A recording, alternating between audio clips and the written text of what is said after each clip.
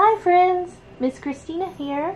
Today we'll be reading Little Rabbit's Kwanzaa by Donna L. Washington, illustrated by Shane W. Evans.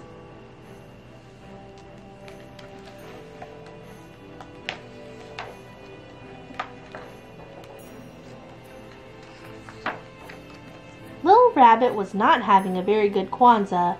Being the littlest rabbit in the family wasn't easy. He couldn't remember the names of all the days. He wasn't allowed to light the candles. His brothers and sisters made wonderful gifts to share. Little Rabbit was too embarrassed to share his gifts. He hated being the youngest. He was always in the way and everyone told him he was too little to help. The only part of Kwanzaa that he really loved was the big feast called Karamu. This year, he wasn't even going to have that. Grandma Rabbit was sick. She lay in bed all day drinking dandelion tea. Mama Rabbit was so busy taking care of her, she didn't have time to cook. "Mama, if Grandma Rabbit is sick, who will make the Feast of Karamu?" Little Rabbit asked his mother. "Shame on you, Little Rabbit," his mama said. "Grandma Rabbit is sick and all you think about is your stomach. You go outside." Little Rabbit hopped out and sat on the big gnarled tree stump. He really wanted to go and talk to Grandma Rabbit. She was very wise. Little Rabbit sat and thought. He thought about all the things his Grandma said about Kwanzaa. Kwanzaa is a special time when we help each other. That's what Grandma Rabbit said. "That's it!" Little Rabbit jumped up and danced around. "I'll bring Grandma Rabbit a special treat for Karamu. That will make her feel better." Little Rabbit hopped down the road. "Where are you going so fast?" Mama Oriole asked Little Rabbit. "I'm going to find a tasty treat for Grandma Rabbit. She's sick. I want her to have a good Karamu." Little Rabbit hopped away. Mama Oriole didn't know what Karamu was, but she knew Grandma Rabbit. Grandma Rabbit always brought out warm seed cakes and worm pudding when the weather got cold. "Poor Grandma Rabbit," said Mama Oriole. "I wish there was something I could do to help." Little Rabbit stopped by the side of the path. He looked under some logs to see if he could find something special for Grandma Rabbit.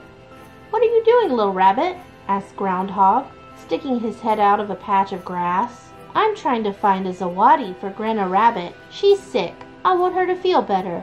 Little Rabbit hopped off. Groundhog didn't know what a zawadi was, but he knew Grandma Rabbit. She always had time to make little toys for the animals when they were bored. "Poor Grandma Rabbit," said Groundhog. "I wish there was something I could do to help." Little Rabbit hopped down to the pond. Maybe he could find something pretty for Grandma Rabbit. "What are you doing, Little Rabbit?" asked the frogs. "I'm looking for something pretty for Grandma Rabbit. She's sick. She should have something pretty to hang on the wall at Kwanzaa time." Little Rabbit scratched an ear and hopped away. The frogs didn't know anything about Kwanzaa, but they knew Grandma Rabbit. She could paint beautiful pictures and write wonderful poems. "Poor Grandma Rabbit," said one of the frogs. "I wish there was something we could do to help." Little Rabbit hopped through the field looking for berries. "Where are you going, Little Rabbit?" Mama Field Mouse asked. She was dragging all of her children behind her. "Grandma Rabbit is sick," said Little Rabbit. "I'm going to make sure she has a good Karamu. I'm going to find as many berries as I can." Little Rabbit looked proud as he hopped through the meadow. Mama Field Mouse didn't know anything about Karamu, but she knew Grandma Rabbit. Grandma Rabbit helped out with the children when Mama Field Mouse had to run errands. "Poor Grandma Rabbit," said Mama Field Mouse. "I wish there was something I could do to help." Little Rabbit scampered through the trees.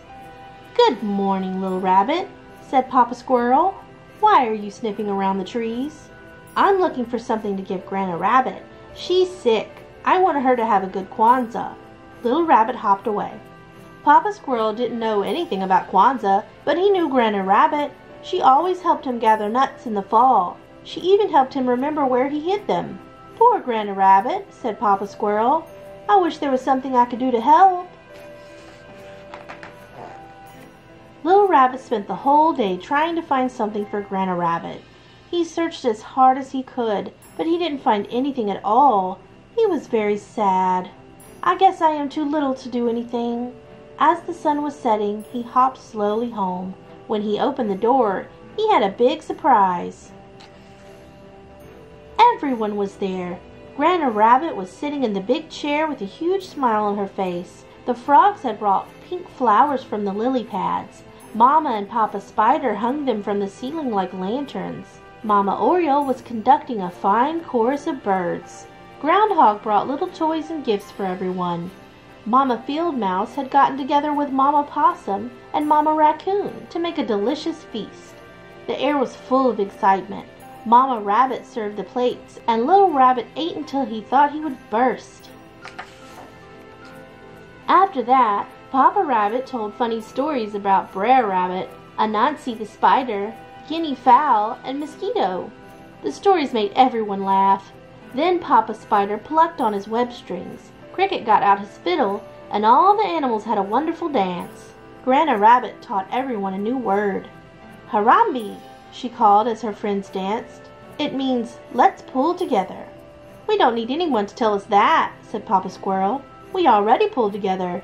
Everyone laughed and shouted, Harambe, Harambe, Harambe. When Caramoo was over, Little Rabbit sat with his Granna in the big chair. Why are you so sad, Little Rabbit? His Granna asked. Didn't you have a good time? Yes, Little Rabbit said quietly, but I wanted to do something special for you. Granna Rabbit just laughed. You silly rabbit, she said, hugging Little Rabbit tight. If you hadn't gone off looking for Caramoo this morning, it never would have found its way here tonight. Little Rabbit frowned. But I'm the only one who didn't have anything to share. His Granna smiled. You shared your dream, Little Rabbit, and your dream brought all of our friends and neighbors together. That's a big thing. Little Rabbit felt proud. My dream did all that? Yes, I'm not surprised though, his Granna said. Why not? Little Rabbit asked. Because I have faith in you. If you have faith, Little Rabbit, there's always hope. Oh, I'll try to remember that, said Little Rabbit, yawning. By the way, said Granna Rabbit, snuggling him close, this was the best Caramoo ever. The end. Did you learn a lot about Kwanzaa? We have more information in the back about it. Apparently, there's 7 principles of Kwanzaa, including things like unity and self-determination and working together, creativity and faith. Seems like good lessons to live by. Did you like that story? We'll see you next time. Bye.